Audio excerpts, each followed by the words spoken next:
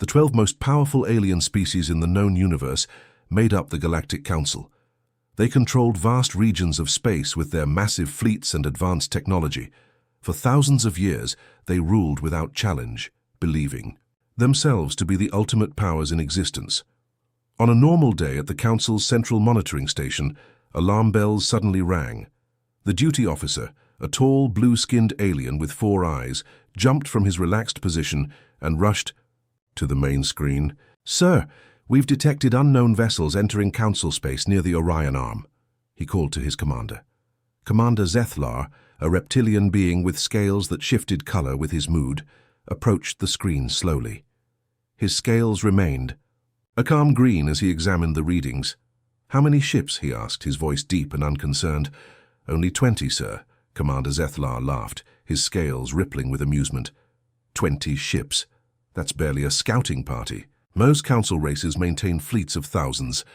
The monitoring team shared his amusement. 20 ships was nothing, like ants approaching a mountain. "Run full scans. Let's see who these newcomers are," ordered Zethlar. The scan results came back quickly. The ships belonged to a species called humans from a small solar system at the edge of the galaxy. The Council had never officially contacted them before, considering their system too unimportant and underdeveloped. "Humans?" questioned Zethlar. "I've heard whispers about them. Supposedly fragile beings from a water world. They've barely left their own system until now." The High Admiral of the Vraxian Empire, currently leading the Galactic Council, was informed of the unexpected visitors. High Admiral Drex was known throughout the galaxy for his pride and quick dismissal of lesser beings. Standing nearly 10 feet tall with armor-like skin, he towered over most council members. "Show me these." "Humans," Drex demanded when he arrived at the monitoring station. The screens displayed the small fleet, simple, functional vessels without the usual artistic flourishes or intimidating designs common to council ships. They moved in a tight formation, following a pattern that seemed unusual to the watching aliens. High Admiral Drex snorted. "Is this a joke? These tiny vessels wouldn't survive a training exercise with our youngest cadets." Intelligence officers provided what little information they had on humans. They lived short lives, had no natural defenses, and had only achieved faster-than-light travel within the last century, practically yesterday by galactic standards. "They come from Earth, a backwater planet, with no strategic value," reported the intelligence chief. "Their system has minimal resources compared to standard council worlds."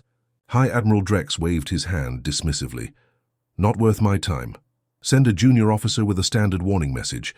Tell them to register their presence and stay within designated areas for non-council species.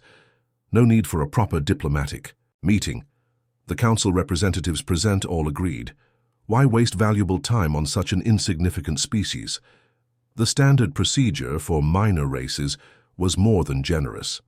None of them noticed the unusual energy readings coming from the human ships. None of them questioned why such a small fleet would venture so boldly into council space. And none of them recognized the quiet confidence in the humans' communication style when they acknowledged receipt of the warning. "Message received, Galactic Council. We look forward to our introduction to galactic society," came the simple reply from the human captain.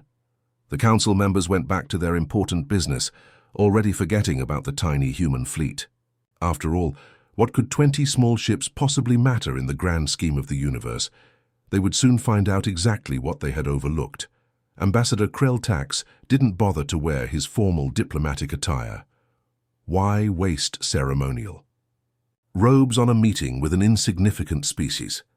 As the junior diplomat of the Vraxian Empire, he often handled these boring assignments, delivering standard warnings to minor races who wandered too close to council space.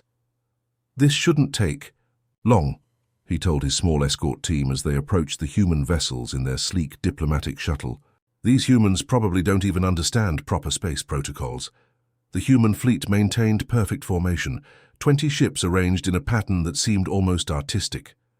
When Krell Tax's shuttle drew near the central vessel, he was surprised to receive an immediate hail with perfect translation. "Greetings, representative of the Galactic Council," came a calm, professional voice. "This is Captain Helena Chen of the Earth Diplomatic Corps. We welcome your approach and are ready to receive you aboard our command ship." Krell-Tax blinked his 4 eyes in surprise.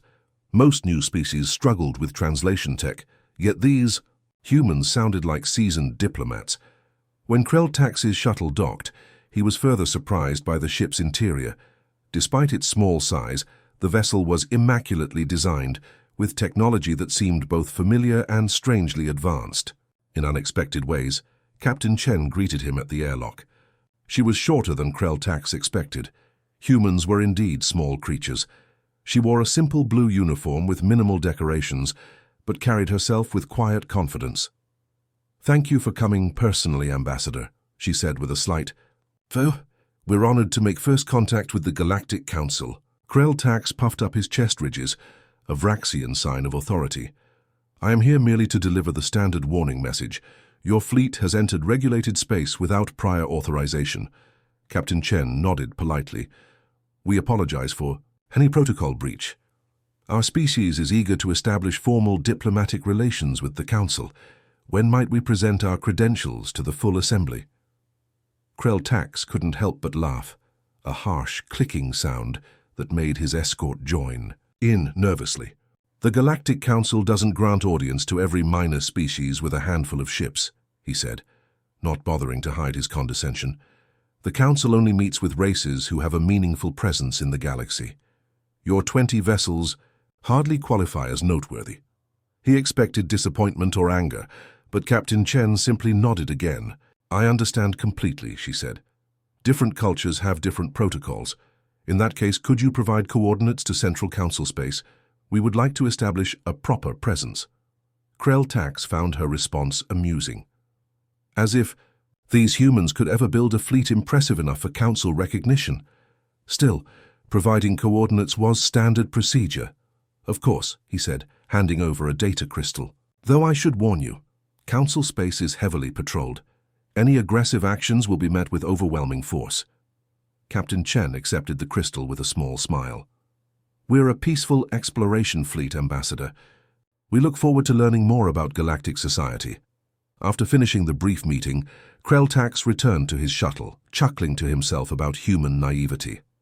Back at Council headquarters, Krell-Tax reported the encounter, entertaining the other diplomats with stories of the tiny human fleet and their outsized diplomatic ambitions.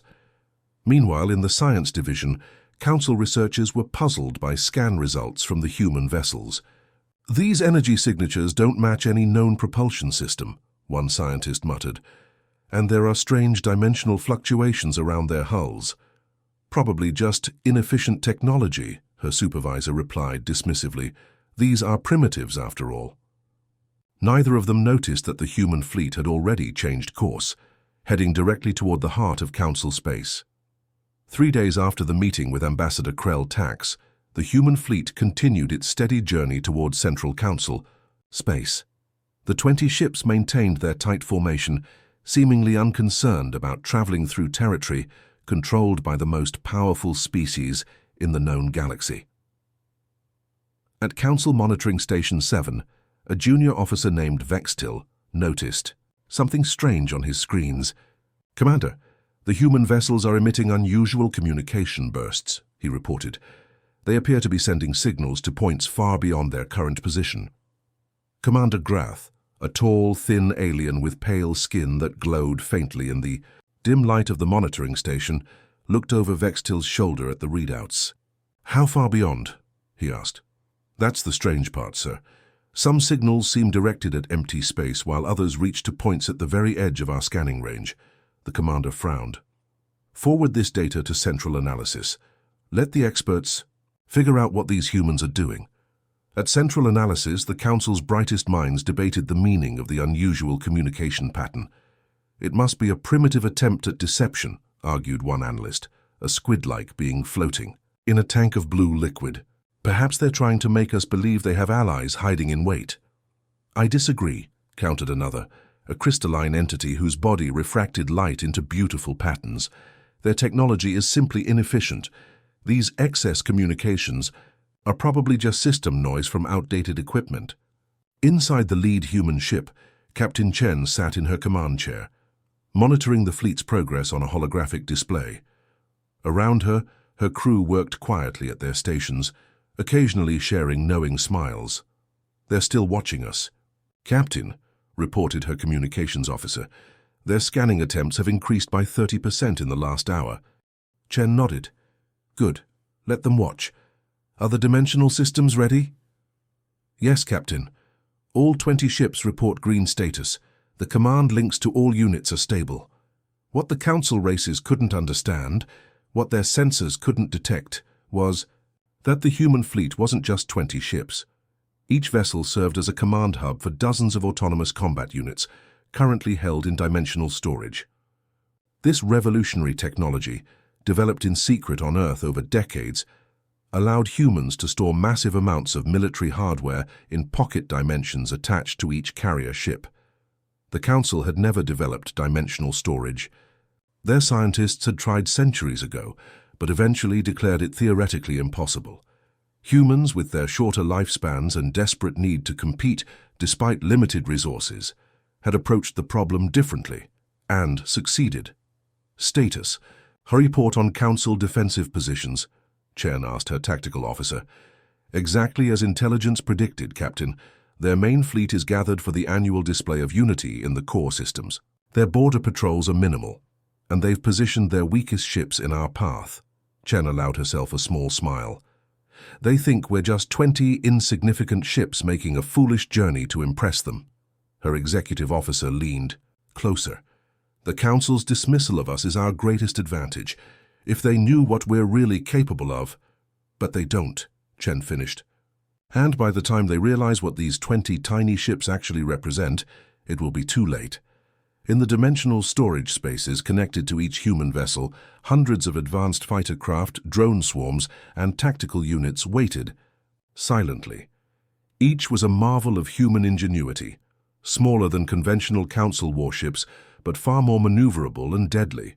The Council races would soon learn an important lesson. Never judge a species by the size of their visible fleet. Alone, the Scythe Armada was feared across the galaxy. This pirate collective had terrorized outer star systems for decades, striking quickly and disappearing before defense forces could respond. Their ships were cobbled together from stolen technology, painted black with a blood-red scythe symbol that struck terror into the hearts of traders and colonists. For years, the Galactic Council had struggled to stop these raiders. The pirates always seemed to know exactly when and where to strike, as if they had spies within the Council itself. On the 5th day of the annual Unity celebration, when nearly every major Council warship was gathered in the core systems for ceremonial maneuvers, alarms blared across Council headquarters. "Emergency! Emergency!" The computerized alert system repeated throughout the command center. Scythe Armada detected approaching Nexus trading hub. Nexus was one of the Council's most valuable assets, a massive space station where thousands of ships docked daily to trade goods from across the galaxy. Billions of credits worth of resources passed through it every hour. Council Admiral Drex slammed his fist against his command console. How did they know? The Unity maneuvers are our most secure event. "Sir," a communications officer called out, "the Scythe fleet is massive. Over 300 ships. They must have been gathering strength for months." The Council's response was chaotic. The nearest defense fleet was 4 days away at maximum speed. Nexus had only a small security force, enough to handle smugglers, not a full-scale pirate attack. As the Council leaders argued about what to do, a communication request flashed on the main screen. "Sir, we're receiving a transmission from—" "The human fleet," reported a surprised officer. "The humans, what do they want?" growled Admiral Drex. The screen activated, showing Captain Chen's calm face. "Galactic Council, we've detected the pirate force approaching Nexus Trading Hub. Our fleet is in position to intercept. We offer our assistance in defending the station." Moment of stunned silence followed. Then Admiral Drex began to laugh, a booming sound that echoed through the command center. Other Council members joined in. "You? Your 20 tiny ships against 300 pirate vessels?" Drex wiped tears of amusement from his eyes. "Do you understand what you're saying, human? This pirate force would challenge even our smallest battalion of 200 warships. What do you think your handful of primitive vessels could possibly accomplish?" Captain Chen remained perfectly composed. We understand the situation, Admiral. Our offer stands. Nexus houses many innocent civilians, including some human traders. We cannot stand by while they're threatened. Admiral Drex shook his head, still chuckling. If you wish to throw your lives away, that is your choice. We take no responsibility for your foolish bravery. Understood, Admiral. We'll proceed with our intervention. Chen out. As the transmission ended, a tactical officer approached Admiral Drex cautiously. Sir, should we warn them about the Scythe's disruptor weapons? The humans' shields won't stand a chance against— Why bother? Drex interrupted. If they're foolish enough to engage with such overwhelming odds, they deserve what happens. Besides, their sacrifice might buy enough time for some civilians to escape. On the main view screen, the council leaders watched as the 20 human ships changed course, accelerating directly toward the approaching pirate armada. Some council members shook their heads in pity. Others continued to find humor in what they saw as human ignorance. None of them suspected what was about to happen. The council command center buzzed with activity as officers tracked both the massive pirate fleet and the tiny human squadron. Many council members had gathered to watch what they assumed would be a quick, one-sided battle. Some even ordered refreshments, treating the upcoming conflict like entertainment. "Look at them," laughed one council member, pointing at the display showing the 20 human ships moving into defensive formation between the pirates and Nexus trading hub. "They've arranged themselves like they're a proper defense fleet." Admiral C. Drex shook his head. "Such a waste of good ships. There'll be space debris in minutes." On the main screen, the pirate armada approached, over 300 vessels of various sizes, all bristling with weapons. Their formation was loose and aggressive, clearly not expecting any real resistance. The contrast between the two forces couldn't have been more stark.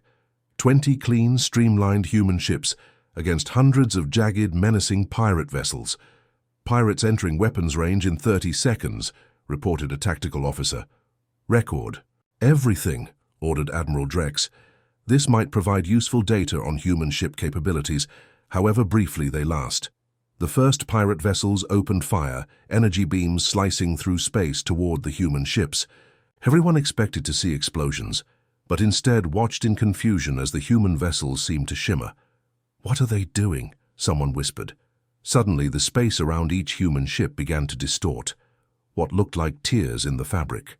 Their reality opened around all 20 vessels. Council members leaned forward in their seats, bewildered by what they were seeing. "Dimensional rifts," shouted a science officer. "They're creating controlled dimensional rifts. From these rifts poured hundreds, then thousands of smaller craft, fighter ships no larger than shuttles, sleek drone swarms moving in perfect unison, and medium-sized attack vessels that no council analyst had ever seen before. Within moments, the 20 ships had become a cloud of thousands." "Impossible," gasped Admiral Drex, rising from his chair. "Where were they hiding all those vessels?" "Dimensional storage," whispered the science officer. Her voice filled with awe. "They've mastered dimensional storage technology. They can carry entire fleets inside their command ships." The council observers watched in stunned silence as the human forces deployed. Unlike the rigid, organized formations used by council fleets, the human craft moved in patterns that seemed almost random, yet clearly coordinated. They flowed like water around pirate weapons fire, regrouping instantly when separated. "Their coordination is unlike anything I've ever seen," murmured a tactical analyst. "It's like they're all parts of a single organism." The pirates, clearly caught by surprise, attempted to regroup. Their numerical advantage should still have given them the upper hand, but the human craft were so fast and maneuverable that conventional tactics proved useless against them. Human fighters would suddenly accelerate to speeds that seemed to bend the laws of physics, appearing behind pirate vessels and striking with precision before vanishing again. "How are they moving like that?" demanded Admiral Drex. "Our inertial dampeners can't achieve those kinds of maneuvers. The G-forces would kill any pilot." "They're not all piloted," replied the science officer, studying her readings. "Many seem to be autonomous or remotely controlled, and they're using some kind of advanced gravitational manipulation we've never seen before." On the tactical display, pirate ships were already beginning to retreat, their formation broken by the unexpected. Human assault. What had seemed like a suicidal last stand had transformed into a masterclass in asymmetric warfare. The council members who had been laughing minutes earlier now sat in stunned silence, watching as their fundamental understanding of military power was completely upended before their eyes. As the battle between the human forces and the Scythe Armada raged on, the Council's scientific and military analysis teams worked frantically. Dozens of experts from different species crowded into the emergency analysis chamber, their eyes fixed on screens displaying the ongoing fight.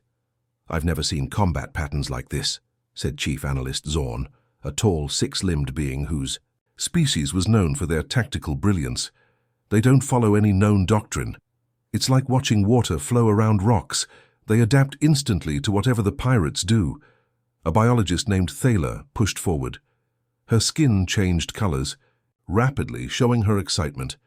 "I've been studying Earth's ecosystem data since the humans first appeared. Their planet is unlike any Council world. It has over 30 million distinct species. Most Council homeworlds have fewer than 5 million. "What does biodiversity have to do with fighting skills?" asked Admiral Drex, who had abandoned his earlier mockery and now watched the humans with intense focus. "Everything," Thaler replied. "Humans evolved in an environment with constant predator threats from land, sea, and air. For millions of years, they weren't the top predators, they were prey. This forced them to develop adaptability and creative thinking just to survive. No Council species faced such evolutionary pressure. On the screens, they watched as human fighters executed maneuvers that seemed impossible, splitting apart, then rejoining in new formations within seconds." A historian stepped forward, his voice trembling slightly. "And their history. I've reviewed what data we have. While most Council races developed unified planetary governments before achieving space travel, humans did not. They spent thousands of years divided into competing nations, often at war with each other." "You mean they fought their own kind?" asked a horrified Council member. "Extensively," the historian confirmed. "What would take our civilizations centuries of theoretical development, humans accomplished in decades because they were in constant competition. Their military technology evolved at a frightening pace. What we're seeing now is the culmination of that evolutionary and historical pressure."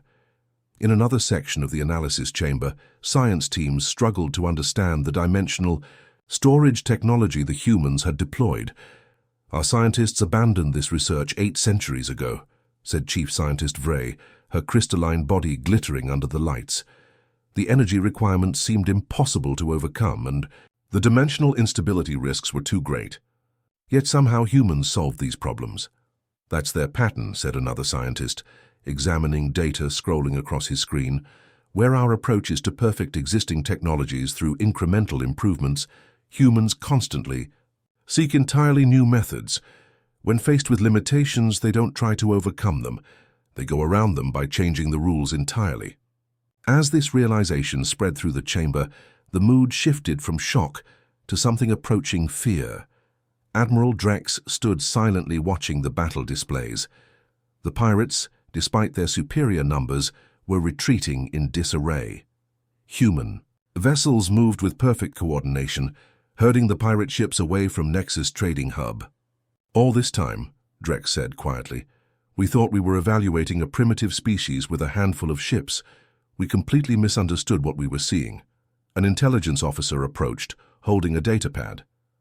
"Sir, I've completed my analysis of Earth's historical records. Their entire planetary history is marked by smaller forces defeating larger ones through superior tactics and technology. From ancient times to their modern era, it's a repeated pattern." Admiral Drex nodded slowly. "And now they've brought that pattern to the stars." The Council members looked at each other with new understanding. What they had dismissed as an insignificant species with a tiny fleet was actually something they had never encountered before. A predator species that had evolved not just to survive, but to overcome overwhelming odds through innovation. "We've made a terrible mistake in underestimating them," Admiral Drex admitted. "The question now is, what will they do next?" The pirate ships pulled back, retreating to a safe distance. The human fleet had shocked them, destroying dozens of their vessels while suffering minimal losses. But the pirates weren't defeated yet. Their ships formed a new pattern, creating a protective ring around their largest vessel, a massive black warship twice the size of any other.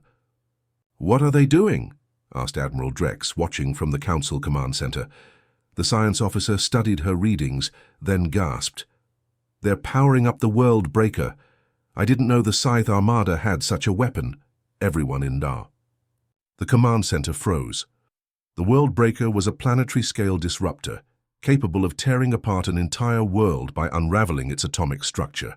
Such weapons were forbidden by galactic law, but pirates followed no rules. "They're aiming at Nexus," the tactical officer said, his voice shaking. "If that trading hub is destroyed, millions will die, and the galactic economy will collapse." Admiral Drex's face darkened. "Even the humans cannot stop a World Breaker. Nothing can once it's fired." On her command ship, Captain Chen watched the pirate fleet regrouping. Her tactical officer reported, "They're charging their primary weapon, Captain. Energy readings are off the charts." Chen nodded calmly. "They've played their final card, exactly as we predicted." She tapped her communication panel. "All ships, initiate Protocol Omega. Deploy quantum shields in network formation." Throughout the human fleet, officers acknowledged the command. The thousands of small craft began moving into a precise web-like pattern around the 20 main ships. In the Council Command Center, analysts watched in confusion. "What are they doing?" asked Admiral Drex. "That formation offers no defensive advantage against a World Breaker." The science officer studied the readings from the human ships. "They're generating some kind of interconnected energy field. It's based on quantum entanglement principles." "Impossible," said another scientist. "Quantum entanglement can't be maintained at that scale. We proved it mathematically centuries ago." On the pirate command ship, the captain laughed as the World Breaker reached full power. "Fire!" he ordered, certain of victory. A massive beam of destructive energy shot from the pirate vessel, heading straight for Nexus. Council members watched in horror, expecting to see the trading hub shatter into atoms. Instead, the beam hit the web of human ships and stopped. But it didn't just stop. The energy seemed to flow through the human formation, channeled along the connections between vessels like electricity through a circuit. "They're absorbing the energy," whispered the science officer in disbelief. "The quantum entanglement is allowing them to share the load across all ships simultaneously, while staying perfectly synchronized." The energy continued to flow through the human fleet, but instead of dissipating, it began cycling back toward the pirate vessel, growing stronger with each pass through the quantum network. "They've created a feedback loop," the science officer explained, her voice filled with awe. "They're redirecting the energy back to its source, amplified by their quantum network." The beam struck the pirate flagship, carrying its own energy plus the amplified force from the human fleet. The massive vessel shuddered, then exploded in a blinding flash that vaporized dozens of nearby pirate ships. The command center fell silent. What they had just witnessed was theoretically impossible. Quantum physics at this scale had been deemed an unsolvable problem by the finest council minds. "How?" Admiral Drex finally asked. "How did they master quantum entanglement at this level?" The science officer shook her head slowly. "They didn't just master it. They've taken it beyond anything we ever imagined possible. These humans don't just use technology. They transform it." The Grand Council chamber had never been assembled so quickly. Representatives from all 12 major species sat in rising tiers around the central speaking platform. The chamber buzzed with excited whispers and worried conversations. News of the battle at Nexus Trading Hub had spread throughout Council space, growing more unbelievable with each telling. Admiral Drex entered the chamber, his usual proud stride replaced by a more measured walk. The chamber fell silent as he took his place at the High Admiral's podium. "Esteemed members of the Galactic Council," he began, his voice echoing through the vast room. "Today we witnessed something unprecedented. A fleet we dismissed as insignificant saved one of our most valuable trading hubs from destruction." Murmurs spread through the chamber. Many council members had watched recordings of the battle, but still couldn't believe what they had seen. "I have called this emergency session for 2 reasons, Drex continued. "First, to acknowledge our error in judgment, and second, to properly welcome those we previously dismissed. He gestured toward the entrance where Captain Chen waited. I extend a formal invitation to Captain Helena Chen of Earth to address this council. Captain Chen walked confidently to the center of the chamber. She looked tiny compared to most of the alien representatives, but her presence commanded attention. "Thank you, High Admiral," she said, her voice clear and strong. "On behalf of humanity, I appreciate this opportunity to speak directly to the Galactic Council." She paused, looking around at the assembled representatives. "I understand our demonstration at Nexus has raised questions. Allow me to provide some context." The chamber remained completely silent as she continued. "What you saw was not our main fleet, but rather an advanced scouting force. This is standard human protocol when encountering new civilizations. The 20 ships you initially detected are what we call first contact vessels, designed to establish diplomatic relations while assessing potential allies or threats." Several council members shifted uncomfortably in their seats. "Early in our history," Chen explained, "humans learned an important lesson. Displaying one's full strength often leads to unnecessary conflict. Other species feel threatened and react aggressively. Conversely, appearing weaker than you truly are provides tactical advantages and opportunities to assess others' intentions." Admiral Drex nodded slowly. "A clever approach. When we dismissed your fleet as insignificant, we revealed much about ourselves while learning nothing about your true capabilities." "Exactly," Chen confirmed. "We wanted to understand the Galactic Council before committing to deeper engagement. Your response to our small fleet told us everything we needed to know about how you view less powerful species." An uncomfortable silence filled the chamber as council members confronted the truth of her words. "And yet," Chen continued, her tone softening, "when innocent lives were threatened, we revealed our capabilities to protect them. We hope this demonstrates that humanity seeks cooperation, not dominance." The senior representative of the Tellarite Federation, one of the oldest council members, leaned forward. "If what we saw was merely a scouting force, what is the full extent of human military capability?" Chen smiled diplomatically. "That's a conversation for another time, perhaps when we know each other better." Admiral Drex cleared his throat. "Which brings us to the purpose of this session. I propose an immediate vote to offer humanity full membership in the Galactic Council, an honor never before extended to a newly contacted species." The vote was quick and unanimous. No one needed to state the obvious reasoning. Better to have these humans as allies than potential adversaries. As Captain Chen accepted the Council's offer, many representatives wondered silently about the civilization that had developed in that distant corner of the galaxy, and what other surprises humans might bring to the stars. 6 months after the battle at Nexus Trading Hub, the galaxy had changed in ways no one could have predicted. The Great Hall of the Galactic Council looked different now. Between the towering seats of the 12 founding species stood a new, smaller chair, Earth's seat on the Council. Walking through the grand corridors of Council headquarters, visitors noticed the new faces. Humans worked alongside aliens from across the galaxy, their smaller size often making them easy to spot in the crowd. But no one underestimated them anymore. In the military command center, Council generals and admirals studied new battle simulations based on human tactics.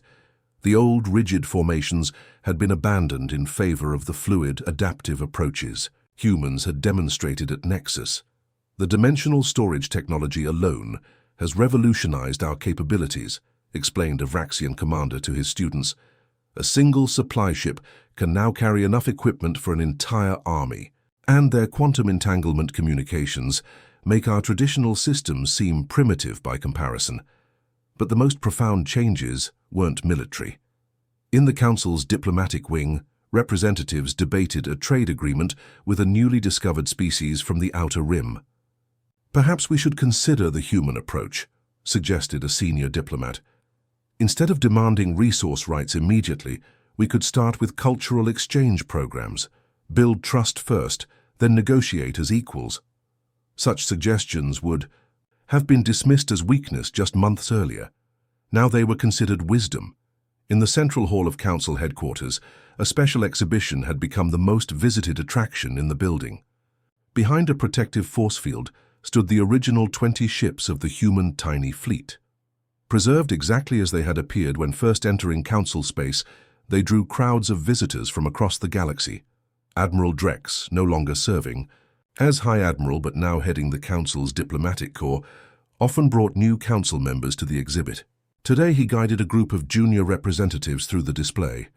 "They look so ordinary," said one young diplomat, staring at the human vessels. Admiral Drex nodded. That was their genius. While we judged them by the size of their fleet, they were evaluating our character. He pointed to the lead ship where Captain Chen, now Ambassador Chen, had commanded the human forces. "Remember the lesson of the tiny fleet," Drex told the group. "Judge not by size or number, but by ingenuity and character. It's a lesson I learned the hard way." Across Council space, the influence of humanity continued to spread. Human colony ships traveled to systems that had been ignored by the Council for centuries. They brought new perspectives, technologies, and ideas. On dozens of worlds, mixed communities of humans and aliens created cultural exchanges that would have been unimaginable before. On one such colony world, Ambassador Chen and Admiral Drex stood on a hillside overlooking a new settlement. Below, them human children played alongside alien youngsters, teaching each other games from their respective cultures. "Did you ever imagine this future when you first discovered our 20 ships?" Chen asked with a smile. Admiral Drex laughed, a genuine laugh, not the dismissive sound he had once used. "Never, but I'm grateful for my mistake. Your tiny fleet taught us that true strength isn't measured by size, but by innovation and wisdom." As the sun set over the colony, lighting the sky with brilliant colors, both leaders knew they were witnessing the dawn of a new era, one where cooperation had replaced domination and where the smallest newcomers had changed the galaxy in the grandest ways.